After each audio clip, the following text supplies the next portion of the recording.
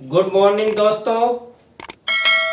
CDRK Saini BEd classes में आप सभी का हार्दिक स्वागत है, अभिनंदन है। देखिए, हम आपके बीएड पाठ्यक्रम का टॉपिक टू टॉपिक अध्ययन कर रहे हैं। आपको कैसा अधिगम हो रहा है, कैसी आपकी परीक्षा की तैयारी चल रही है, हमारे चैनल के वीडियो आपको किस तरह का अनुभव प्रदान कर रहे हैं, कमेंट्स के माध्यम से हमें जरूर बताएं। देखिए, जो आपका पेपर है बाल्यावस्था एवं विकास प्रक्रिया, बाल्यावस्था एवं विकास प्रक्रिया के अंतर्गत जो बाल विकास के सिद्धांत हैं, उन बाल विकास के सिद्धांतों का अध्ययन हमने कर लिया है और उसी बाल विकास के सिद्धांतों की श्रृंखला में अभी हम व्यवहार के सिद्धांतों के बारे में, व्यवहारवाद के सिद्धांतों के बारे में अध्ययन कर रहे हैं। हमने 4 सिद्धांत जो व्यवहारवाद से, व्यवहार से संबंध रखते हैं, उनका अध्ययन कर लिया है और आज की प्रातःकालीन क्लास में हम अनुभूति और संवेग का सिद्धांत और सीखने का सिद्धांत, जिसे अधिगम का सिद्धांत भी कहते हैं, इन 2 सिद्धांतों का अध्ययन करेंगे और आपकी परीक्षा की दृष्टि से ये दोनों ही सिद्धांत अति महत्वपूर्ण है। तो आप सब वीडियो को स्वाइप नहीं करें, हमारी क्लास के अंत तक हमारे साथ बने रहें और यदि आप हमारे YouTube चैनल पर पहली बार आए हैं तो सबसे पहले हमारे चैनल को सब्सक्राइब करें और पास ही बने बेल आइकन के बटन को दबावें, जिससे जब भी हमारे द्वारा वीडियो अपलोड किया जाता है या लाइव क्लास चलाई जाती है तो उनके नोटिफिकेशन आपको मिल सके और आप अच्छा अधिगम करते हुए अच्छी परीक्षा की तैयारी करें और आप अच्छे अंकों से उत्तीर्ण हो।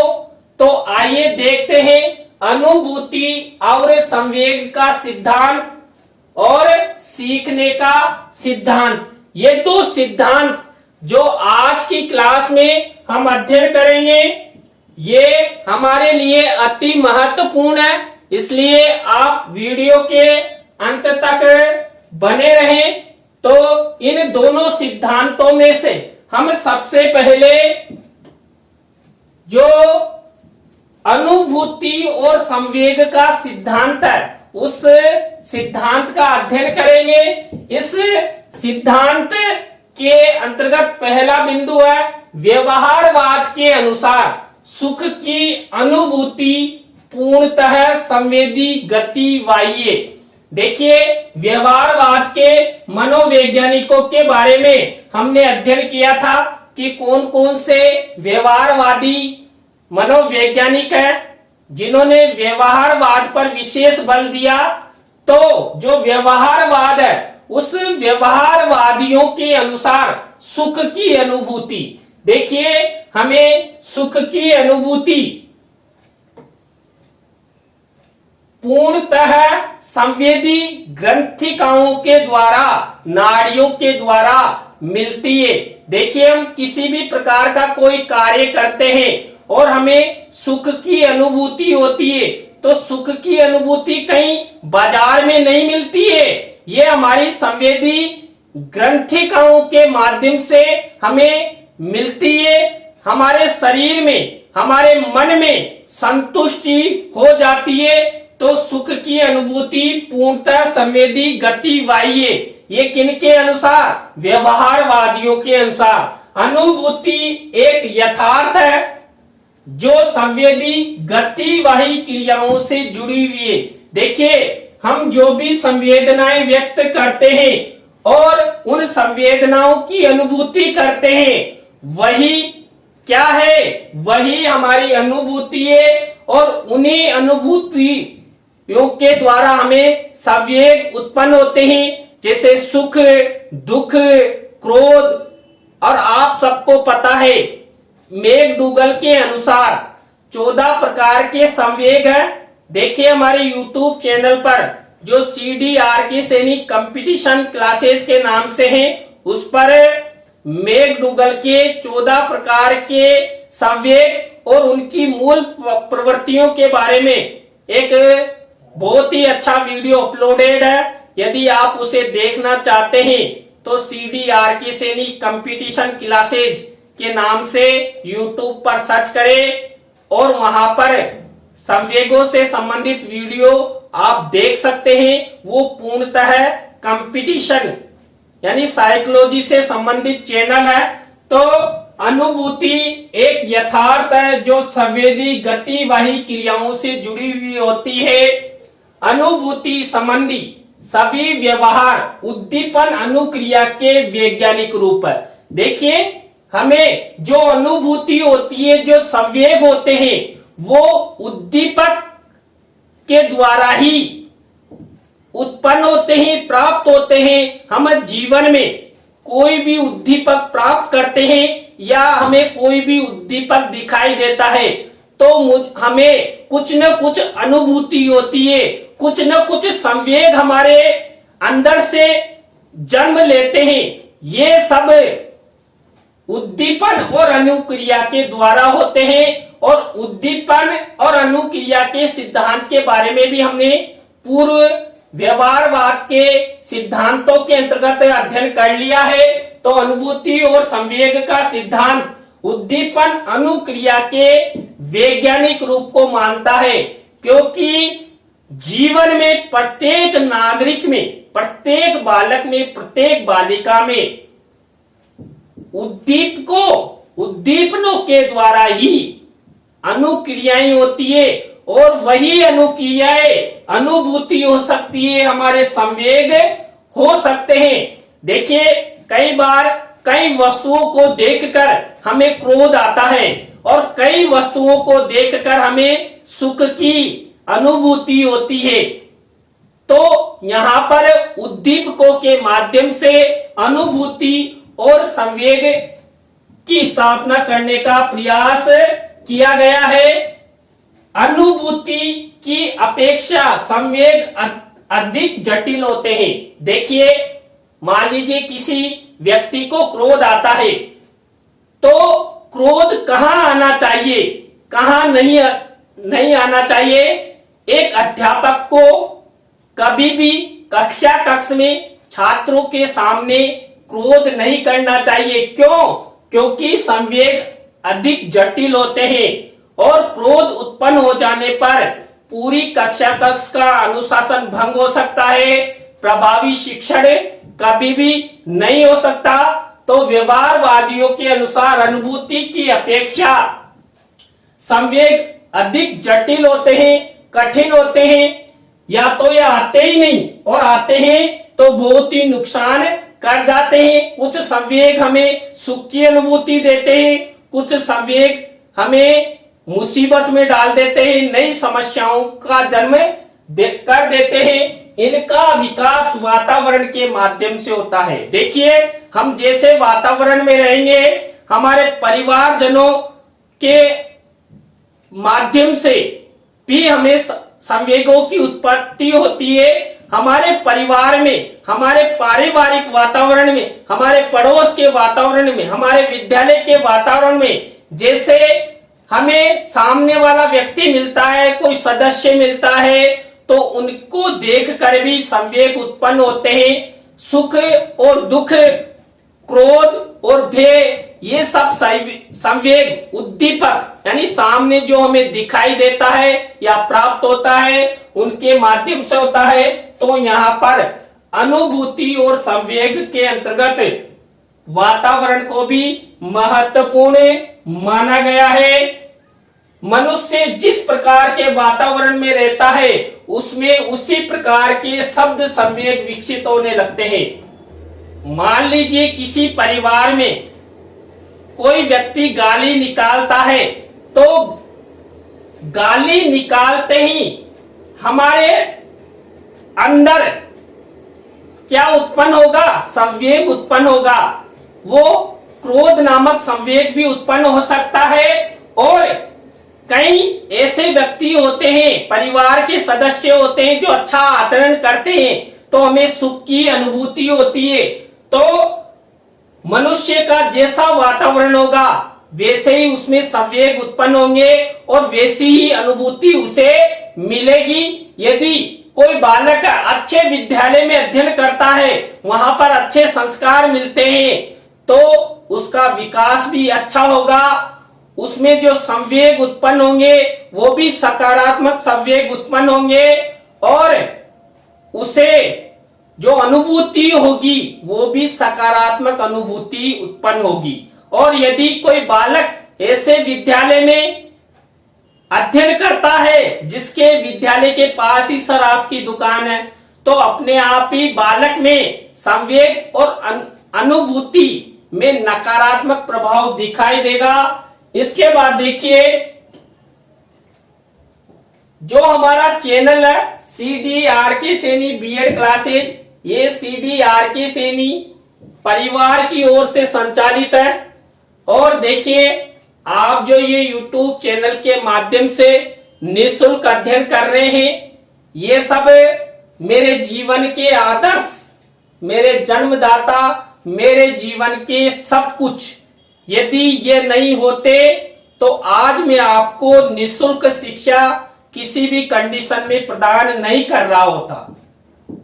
तो हमारे YouTube चैनल में मैंने जो CDRK सैनी है, इसमें मेरे माता पिता को भी सम्मिलित किया है, क्योंकि इन्हीं के कारण मैं आज आपको शिक्षा प्रोवाइड करवा रहा हूं।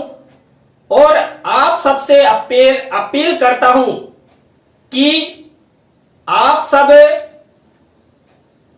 का हमारे चैनल को सहयोग अपेक्षित है, इसलिए आप अधिक से अधिक हमारे चैनल को सब्सक्राइब करें, हमारे वीडियो को लाइक करें, कमेंट्स करें और मित्रों और सहपाठियों को शेयर जरूर करें, जिससे मेरा जो प्रयास है वो सार्थक हो सके।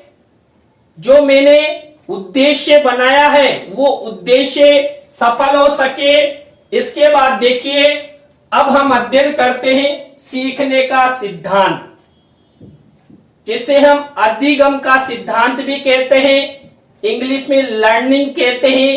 देखिए, सीखने का जो सिद्धांत है, इस सीखने के सिद्धांत में पहला बिंदु है, व्यवहारवादियों ने सीखने में भी संबंध प्रतिक्रिया को ही प्रमुख स्थान दिया है। देखिए, हम जो प्रतिदिन क्रियाएं करते हैं, उन क्रियाओं के माध्यम से अधिक अधिगम करते हैं। और कोई बालक है, यदि वो शिक्षा ग्रहण कर रहा है और उसे आगे की कक्षाओं का ज्ञान प्रदान करना है, तो क्योंकि वो पहले से ही शिक्षा ग्रहण कर रहा है तो उसे और शिक्षा प्रदान की जा सकती है। वहां पर संबंध प्रतिक्रिया का सिद्धांत, संबंध प्रतिक्रिया बालक के माध्यम से सीखने का सिद्धांत की व्याख्या अच्छे से की जा सकती है। हम जीवन में कहीं पर भी जाते हैं, चलते हुए भी अधिगम करते हैं। हमें छोटी से छोटी और बड़ी से बड़ी कोई वस्तु, पदार्थ या तथ्य दिखाई देता है, उस वस्तु, तथ्य, पदार्थ के द्वारा भी हमें अधिगम करते हैं। सीखने के संबंध में व्यवहारवादियों ने अभ्यास के नियम को लाभप्रद बताया है। देखिए, हमारी शिक्षा में पहले रटने पर अधिक बल दिया जाता था, लेकिन वर्तमान समय में जब से शिक्षा बाल केंद्रित हुई है, तब से बालकों के रटने पर पूर्णतः रोक लगा दी गई है और अधिक से अधिक अभ्यास, चाहे वो सैद्धांतिक हो या प्रायोगिक हो, सैद्धांतिक और प्रायोगिक नियमित अभ्यास के द्वारा बालकों के अधिगम पर बल दिया जाता है। नियमित अभ्यास के द्वारा बालक अधिक से अधिक सीखता है।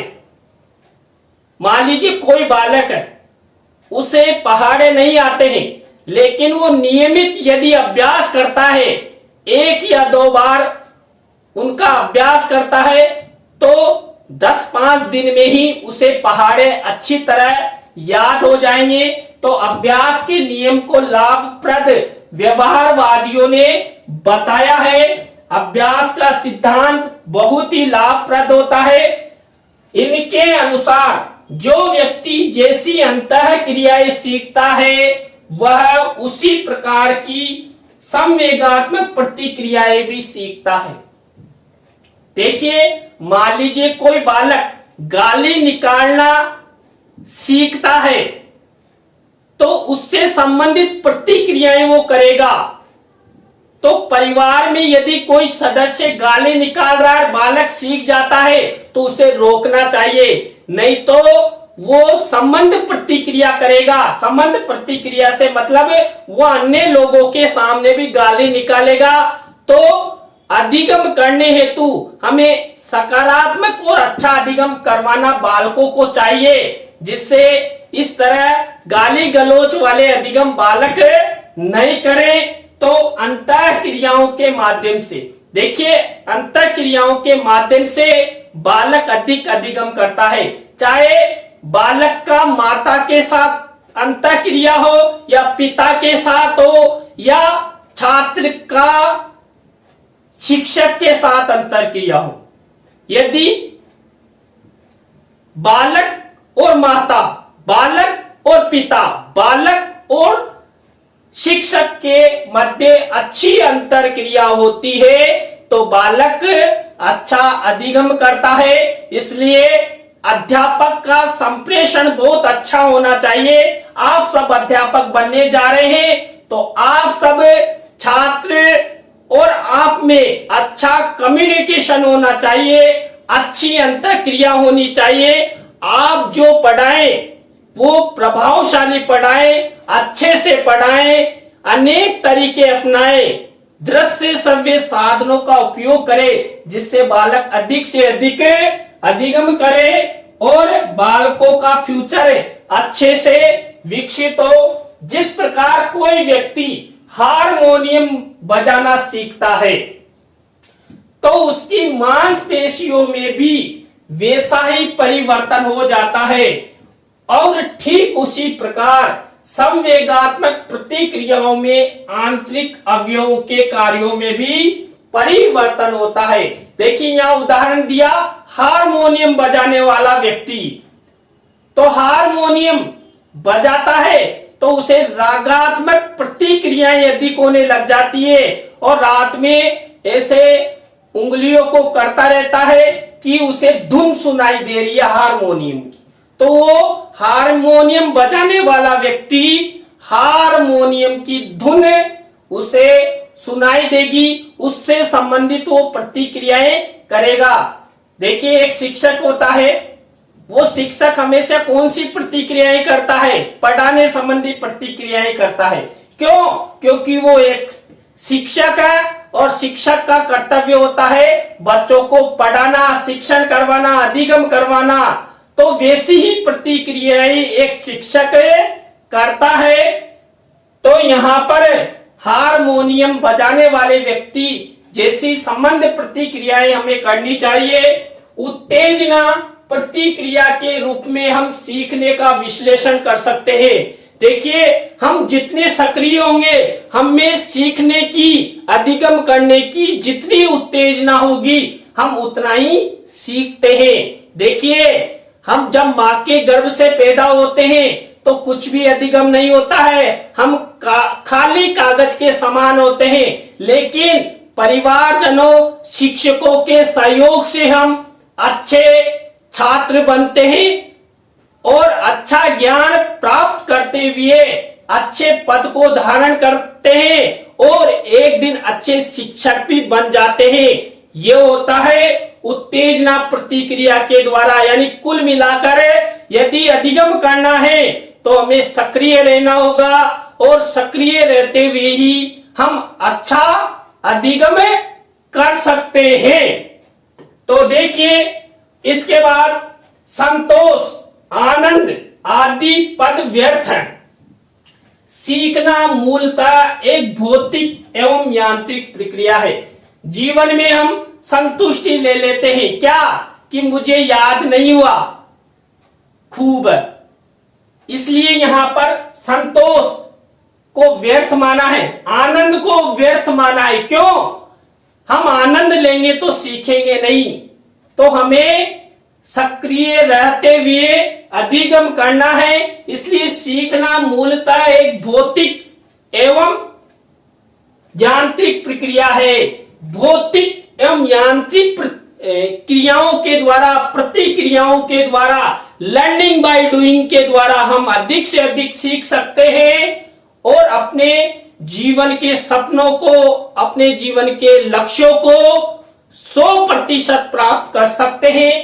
बस आप सब में सीखने की ललक होनी चाहिए, सक्रियता होनी चाहिए, उत्तेजना होनी चाहिए। भौतिक सुख संसाधनों को आपको त्यागना होगा। आनंद की वस्तुएं संतोषप्रद यदि आप हैं तो उसको त्यागना होगा, यदि आप अधिगम करना चाहते हैं तो देखिए, आज की क्लास में हमने व्यवहारवाद के 2 सिद्धांतों का अध्ययन किया था, अनुभूति और संवेग का सिद्धांत और सीखने का सिद्धांत, जिसे अधिगम का सिद्धांत भी कहते हैं। आपको वीडियो कैसा लगा कमेंट्स में जरूर बताएं। यदि अच्छा लगा हो तो हमारे वीडियो को लाइक करें, कमेंट्स करें और व्हाट्सएप, फेसबुक पर अपने मित्रों और सहपाठियों को जरूर शेयर करें। नए टॉपिक के साथ हम आपसे कल इसी समय CDR के सैनी बीएड क्लासेस पर मिलेंगे।